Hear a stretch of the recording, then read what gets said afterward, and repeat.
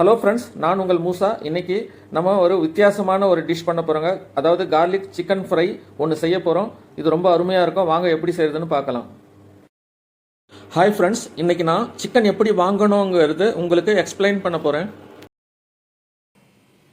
Chicken பார்த்தீங்கன்னா எப்பவுமே வந்து 1 கிலோவிலேருந்து 1.5 கிலோவுக்குள்ளே இருக்கிற சிக்கனாக பார்த்து வாங்குங்க. ஏன்னா நீங்கள் 1.5 கிலோவுக்கு மேலே வாங்கினீங்கன்னா அதில் வந்து சதை இருக்காது. சதை வந்து ரொம்ப ரஃப்பாக இருக்கும். 1 கிலோவிலேருந்து 1.5 கிலோவுக்குள்ளே இருக்கிற சிக்கன் வாங்கினீங்கன்னா தான் கரெக்டாக இருக்கும். 1 கிலோவுக்கு கம்மியாக வாங்கினீங்கனாலும் வெறும் எலும்பு தான் இருக்கும், சதை இருக்காது. இப்போ வாங்க, நான் வந்து சிக்கனில் எந்தெந்த பகுதி வந்து டேஸ்டியாக இருக்கும், சதை இருக்கும்ன்றது உங்களுக்கு எக்ஸ்பிளைன் பண்ணுறேன். இந்த லெக் பீஸ் பார்த்தீங்கன்னா ரொம்ப டேஸ்டியாக இருக்கும். லெக் பீஸ் எப்பவுமே டேஸ்ட்டாக இருக்கும், சதையாக இருக்கும். அதில் ஒரு சின்ன ஒரு எலும்பு வரும், ஃபுல்லாக இந்த லென்த்திக்காக வந்து ஒரு எலும்பு வரும். அதை தவிர்த்து மீதியெல்லாம் இதில் சதை தான் இருக்கும். செகண்ட் திங் வந்து செஸ்ட் பீஸு. இது செஸ்ட் பீஸ் பாருங்கள். இந்த செஸ்ட் பீஸ்லேயும் நல்ல சதை இருக்கும், டேஸ்டியாகவும் இருக்கும், நல்லா ஜூஸியாகவும் இருக்கும். இதில் பார்த்தீங்கன்னா சைடில் ஒரு பீஸ் வரும். இந்த பீஸ் பார்த்தீங்கன்னா ரொம்ப ரஃப்பாக இருக்கும். இது பாருங்கள், இந்த பீஸ் ரொம்ப ரஃப்பாக இருக்கும். இது வந்து நார்னாராக இருக்கும் இந்த பீஸு. இதே போல் நீங்கள் 1.5 கிலோவுக்கு மேலே உள்ள சிக்கன் வாங்கினீங்கனாலும் நார்னாராக தான் இருக்கும்.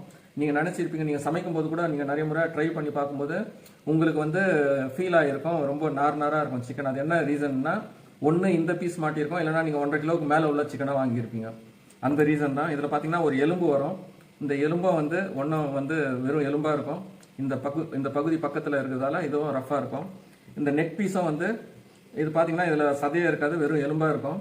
அதனால் நீங்கள் வந்து இதெல்லாம் தவிர்க்கிறது நல்லது. சப்போஸ் கடையில் வந்து தரமாட்டாங்க அந்த மாதிரி நம்ம கேட்குற மாதிரி எல்லாம், இதை வாங்கி தனியாக நீங்கள் கிரேவி மாதிரி எதனா வச்சுக்கலாம். அதே மாதிரி இந்த விங்ஸும் வந்து இதுலேயும் வந்து சதை இருக்காது, வெறும் எலும்பாக தான் இருக்கும். இதெல்லாம் டேஸ்டியும் இருக்காது. நீங்கள் செஸ்ட் பீஸும் லெக் பீஸும் வாங்கினா நல்லா டேஸ்ட் இருக்கும். அதே போல் இந்த சிக்கனில் இந்த பேக் சைடு இருக்கு இல்லைங்களா, இதை வந்து வெட்டி எடுத்துருங்க. ஏன்னு கேட்டால் இதில் வந்து அழுக்கு இருக்கும். இதை அழுக்கு எடுத்துட்டிங்கன்னா நல்லாயிருக்கும். ஏன்னா ஆரோக்கியமாக நம்ம வந்து எந்த உணவும் வந்து ஆரோக்கியமாக சாப்பிட்ணும் இல்லைங்களா. அதனால் ஃப்ரெண்ட்ஸ், நம்ம வந்து கார்லிக் சிக்கன் ஃப்ரைக்கு இப்போ வந்து இதை வந்து வாஷ் பண்ணிட்டோங்க. நல்லா கட் பண்ணி வாஷ் பண்ணிட்டோம். இதில் பார்த்தீங்கன்னா உப்பும் வினிகரும் போட்டு நல்லா வாஷ் பண்ணிட்டோம். இப்போ இதை மேரினேட் பண்ணிக்கலாம். உப்பு 1 ஸ்பூன் எடுத்துக்கிறேன், மஞ்சள் தூள் 1 டீஸ்பூன் எடுத்துக்கிறேன், மிளகாய் தூள் 2 டீஸ்பூன் எடுத்துக்கிறேன்,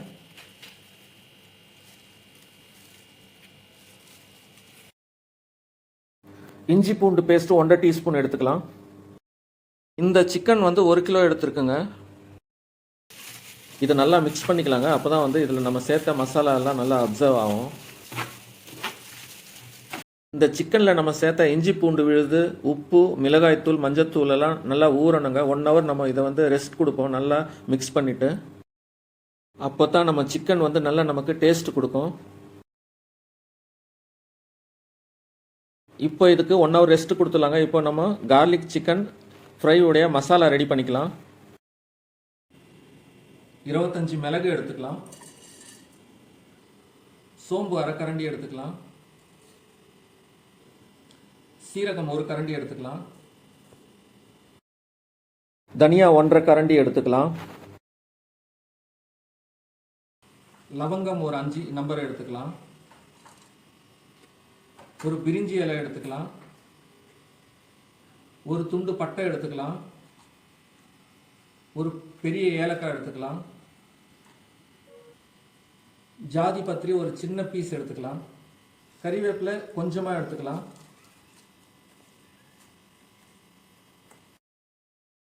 காய்ந்த மிளகாய் 8 நம்பர் எடுத்திருக்கேன். இப்போ இதை வந்து வறுத்து எடுத்துக்கலாங்க. கொஞ்சம் ஈரப்பதம் போகணும், அதாவது மாய்ச்சர் போகணும் இதில் உள்ளது. வறுத்து எடுத்துட்டு இதை வந்து அரைச்சிக்கலாம் மிக்சியில் போட்டு. நீங்கள் இது போல் மசாலாக்கள் அரைக்கும் போது அதை தீய வைக்காதீங்க. ஏன்னா அதில் உள்ள ஈரப்பதம் எடுக்கிறதுக்காக தான் நம்ம வறுக்கிறோம். இல்லைன்னா என்ன ஆகும்னா இதில் உள்ள அந்த தன்மை போயிடும். அது தீஞ்சதுன்னா மசாலா உள்ள வாசனை எல்லாம் போயிடும்.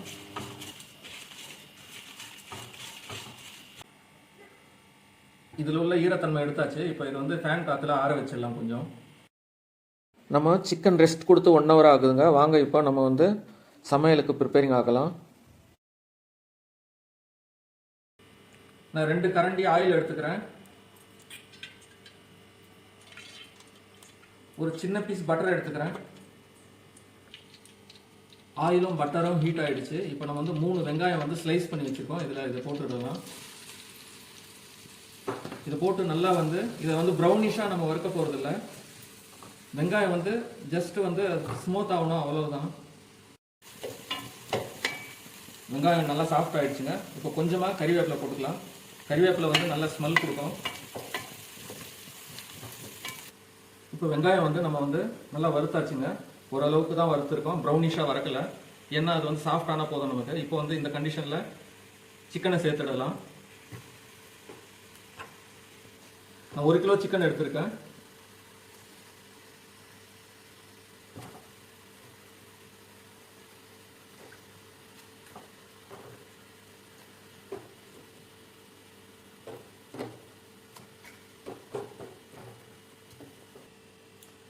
சிக்கனை லோ ஃப்ளேம்லேயே ஒரு 2-3 நிமிஷம் இப்படியே வறுத்துக்குங்க. ஏன்னா நீங்கள் ஹை ஃப்ளேமில் வச்சு வறுத்தீங்கன்னா சைட்லலாம் பிடிக்க ஆரம்பிக்கும். அதில் சிக்கனில் வந்து தண்ணி விடும்போது நீங்கள் ஹை பண்ணிக்கலாம். 2 நிமிஷம் ஆயிடுச்சுங்க. இப்போ ஹை பண்ணிக்கலாம், ஹை ஃப்ளேம் வச்சுக்கலாம்.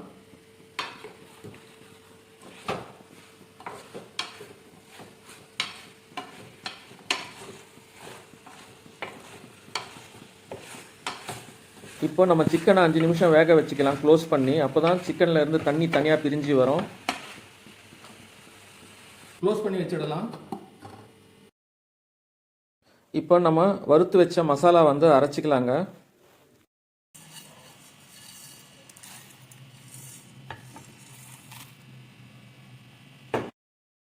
மசாலா அரைச்சாச்சு. இப்போ இதோட 25 நம்பர் பூண்டும் சேர்த்து இதோட நம்ம அரைச்சிக்கலாம்.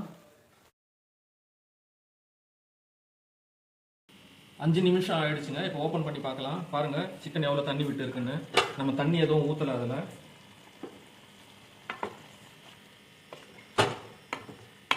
இப்போ இதோட சேர்த்து அந்த வெங்காயமும் வந்து நல்லா வறுபட்டு இருக்கும், நல்லா சாஃப்டாக இருக்கும் வெங்காயமும்.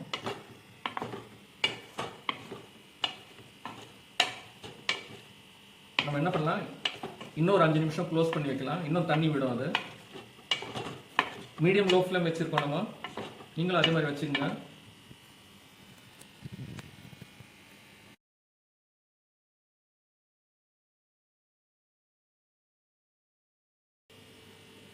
அஞ்சு நிமிஷம் ஆயிடுச்சு. இப்போ எடுத்து பார்க்கலாம். டோட்டலாக வந்து நம்ம வந்து 10 நிமிஷம் வந்து இதை வந்து வேக வச்சுட்டு இருக்கோம். பாருங்கள் எவ்வளோ தண்ணி இருக்குது இதில். சிக்கன் பாருங்கள் எவ்வளோ தண்ணி விட்டு இருக்கு.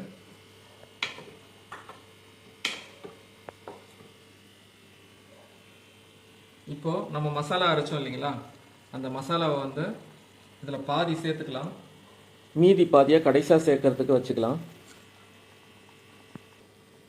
இதோட டார்க் சோயா சாஸ் 1 ஸ்பூன் சேர்க்குறேன். ஸோ தட் இது வந்து நல்ல ஸ்மெல்லும் கொடுக்கும், நல்ல டேஸ்டி கொடுக்கும், கலரும் வந்து நல்லா எடுத்து கொடுக்கும்.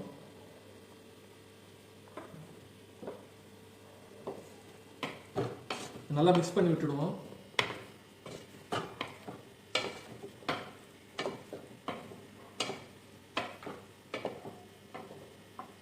நம்ம இதில் வந்து தண்ணி சுத்தமாக சேர்க்க போகிறதில்ல.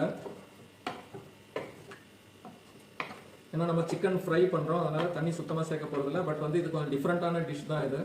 ஏன்னா நம்ம ஆயிலும் வந்து ரொம்ப கம்மியாக ஆயில் யூஸ் பண்ணியிருக்கோம்.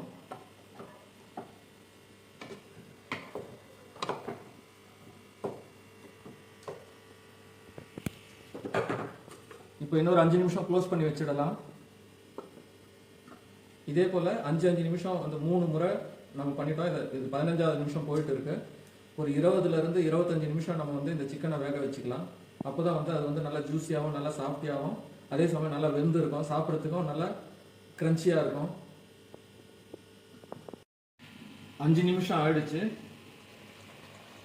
பாருங்க எவ்வளோ கலர்ஃபுல்லாக இருக்கு நம்ம சிக்கன். நல்லா சிக்கனும் நல்லா வெந்துடுச்சுங்க.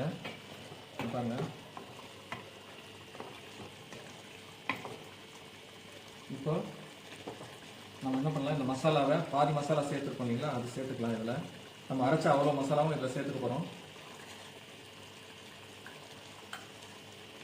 ஏன்னா கார்லிக் தான் இதில் அதிகமாக சேர்த்துருக்கோம். அதனால் பேர் இதுக்கு கார்லிக் சிக்கன் தான் வச்சுருக்கோம். கார்லிக் சிக்கன் ஃப்ரைன்னு தான் வச்சுருக்கோம்.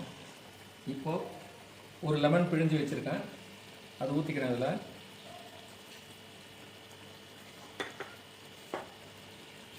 கொஞ்சமாக கொத்தமல்லி தூவிக்கலாம்.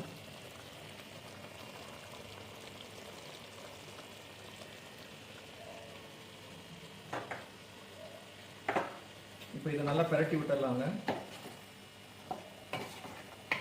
இப்போ இந்த தண்ணி வந்து ட்ரை ஆகுற வரைக்கும் நம்ம இதை வந்து நல்லா வறுத்துக்கிட்டே இருக்கணும். இப்போ ஹை ஃப்ளேம் பண்ணிக்கலாம், அப்போ தான் தண்ணி வந்து ட்ரை ஆகும்.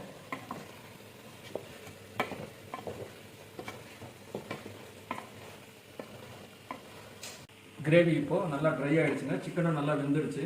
இப்போ நம்ம டிஷ் அவுட் பண்ணிக்கலாம். இதை ஆல்மோஸ்ட் நம்மளுடைய கார்லிக் சிக்கன் ஃப்ரை வந்து ரெடி ஆகிடுச்சுங்க. ஸ்டவ் ஆஃப் பண்ணிடலாம்.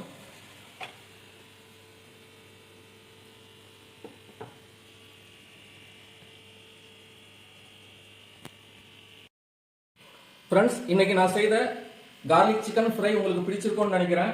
நான் செய்த செயல்முறையா உங்களுக்கு பிடிச்சிருக்கோன்னு நினைக்கிறேன். நீங்க இதே போல எனக்கு ஆதரவு கொடுத்துக்கிட்டே இருங்க. நானும் இது போல வித்தியாசமான வீடியோக்களை உங்களோட பகிர்ந்துக்கிறேன். மிக்க நன்றி, வணக்கம்.